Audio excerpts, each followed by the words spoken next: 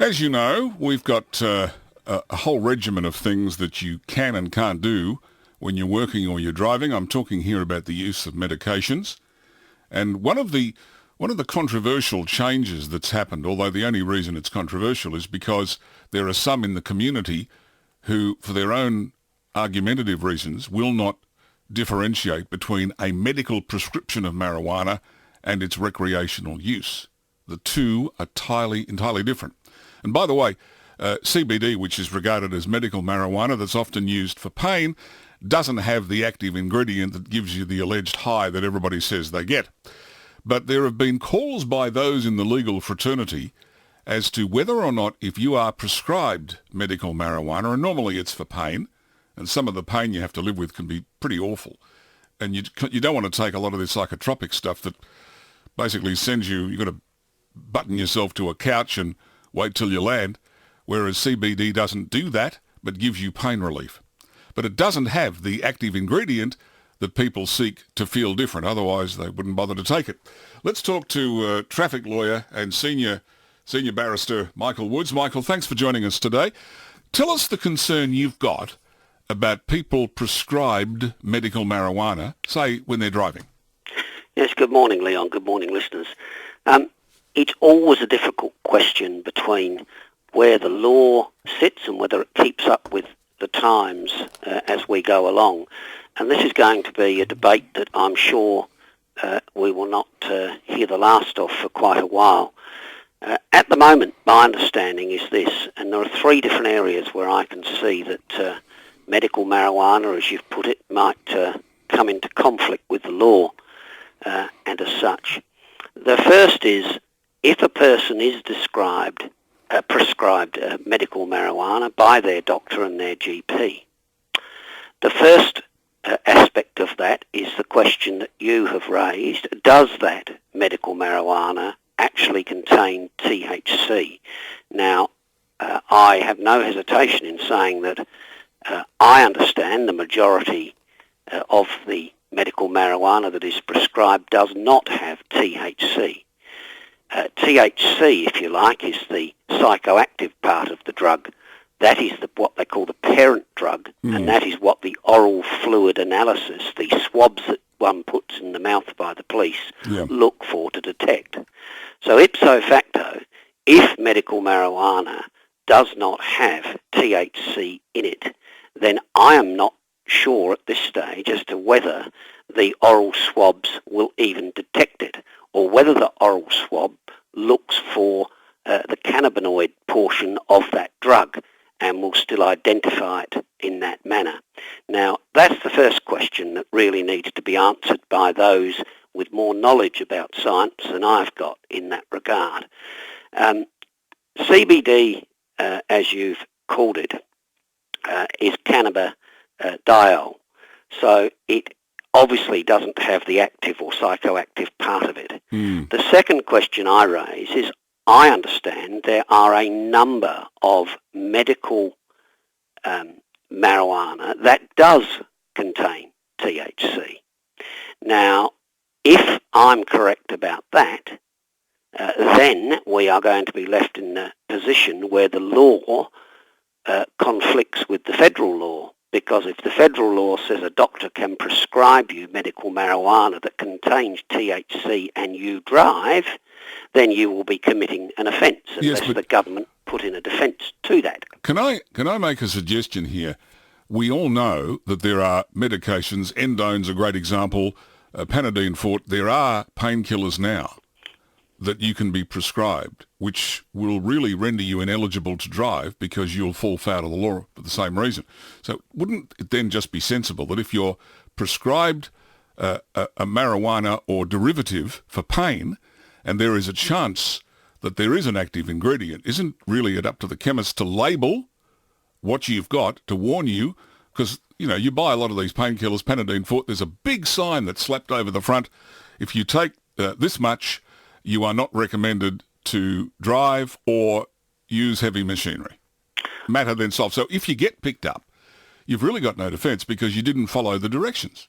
Well, there's a difference there, Leon. There is a difference. The third aspect that I was coming to is that There is an offence under the Road Traffic Act, which is called driving under the influence of, and that can be alcohol, drugs that are prescribed legally or drugs that are prescribed illegally. Yep. And that's what you're talking about. It's always been an offence to drive, and that doesn't matter whether you're full of Panadine, Fort, Endone, Temazepam or whatever you've been prescribed, Valium or alcohol, cannabis or whatever. If you drive a motor vehicle or attempt to put a motor vehicle in motion whilst your faculties are appreciably impaired, then you commit a serious offence and you are a risk to other road users. That is under the legislation, irrespective of whether a drug is legally prescribed or not. Now, the warnings you talk about are very different, and I'd have to beg to differ with you on that point, because that if I went to a doctor and I got a warning saying, okay, well, if I'm taking endone or medical marijuana, I should consider whether I drive or not. Now, if I drive and that medical marijuana is in my system, but I am not appreciably impaired, now let's just assume smoking a joint or whatever might last 2 or 3 hours, but might remain in my system for a lot longer when there's no visible effects of it, I arguably am at no risk on the road to other road users. Do you think people have been prosecuted and yet they've been no risk, or is this something that you're just flagging? No, absolutely people have been prosecuted with no risk. There's a lot of misinformation out there about this, Leon. The situation is this. The oral fluid analysis looks for the parent drug. If you look at any of them, and ecstasy is a classic example of that. We keep getting the media saying that, you shouldn't drive with ecstasy in your system, you're a risk to your children, dropping your children off at school. Now look, some would be, some are, no doubt about it. I don't have any hesitation in saying that. But things like ecstasy, for instance, after taking an ecstasy tablet, on average, it's about 1.5 to 2 hours until it hits what they call peak effects of it.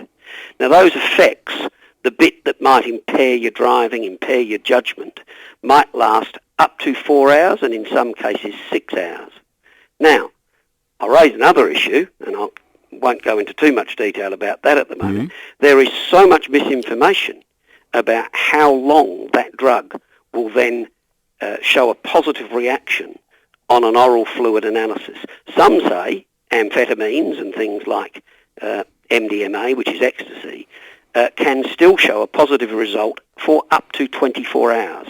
So if you've taken that ecstasy tablet on Friday night at your party, albeit wrong, albeit illegally, albeit socially and morally and whatever else, Saturday morning you're driving quite with no effects of it whatsoever that would impair your driving, and yet you would be convicted of drug driving because it is present in your system, whether it has affected your, whether you are still under the effects of it or not. Stay on the line. I've got Ben Fitzsimmons, who's called in from the Australian Cannabis Corporation. Ben, what would you like to contribute, and good morning? Morning, Leon. Good morning, listeners. I just thought I'd join the conversation. The University of Columbia in the USA recently did a study where states that are medical cannabis is legalised have actually seen, on average, 11% reduction in road fatalities. So there's a correlation between states that do allow the use of medical cannabis in the USA and actually seeing less less deaths on the road. What are you drawing from that? That's a bit of an onion question, Leon. There's many facets to this, as Mr. Woods has been highlighting. I think a lot of this is a bit of a fear of the unknown, but the science, as Mr. Woods has alluded to, is showing that just because you have cannabis in your system doesn't necessarily agree that your driving is impaired. All right. Now, Michael, that being the case, are we going to see more legal challenges? And the reason I ask you that is because Peter Malinauskas is very clear that on medical marijuana, at this point, they're not going to change anything in the law.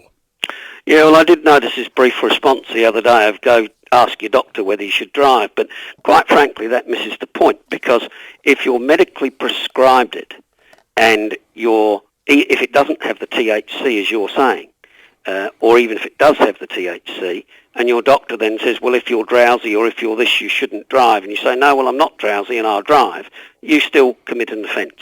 And yet you have been legally and properly prescribed that marijuana, and so your doctor could tell you nothing else, but you cannot drive. Because if that THC was in your system, let alone whether you're affected by it, you commit a criminal offence and you will lose your licence, whether you were at risk to any road users or not.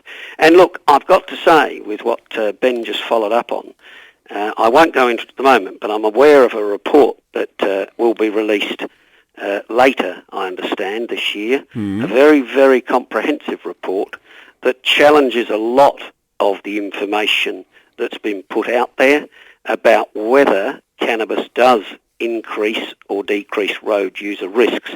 I've received numerous reports in cause death, cause dangerous driving reports over the years. As a lawyer who works for the defence, obviously, does that tell you that that's a useful tool if you've got a case in court in future? You're going to use this? No, well, I mean, it depends on the case. See, you can measure amounts of cannabis by, micrograms per litre. Sure. And in the bigger cases, of course, they do that. If someone had the traces of, like in your urine when you've got your metabolites of cannabis, and you put that to the jury, often the Crown wouldn't lead that evidence because they would know damn well that it wouldn't be able to show in any way, shape or form that the person was actually affected by the drug at the time of the accident. Now, of course, if you have the parent drug and it hasn't metabolised, or you have higher levels in your micrograms per litre, then there's studies that might show that it affects you. For instance, some of the reports I've had over the years show things like cannabis can actually make you slightly more careful in lower ranges, of course, and slightly more chilled out. Whereas, of course, speed and amphetamine, by its very nature, can make you more aggressive, more likely to, take risks. So that depends upon the type of the drug. It depends upon the reaction of the person. It depends upon the level in their system. So when you get to the more complex cases where the information is dealt with properly by the courts and by juries and by the judges, then the information is not as clear-cut as people would like it to be by simply saying, you've got cannabis in your system, we're going to pinch you. And you're going to lose your licence. We don't want drug drivers on the road. No one wants drug drivers on the road. No one wants people to be put at risk while we're driving out there in society. But there needs to be proper information, there needs to be a proper debate, and there needs to be some proper research. Well, good on you for starting the debate, Michael, on this one. Michael Woods on CBD.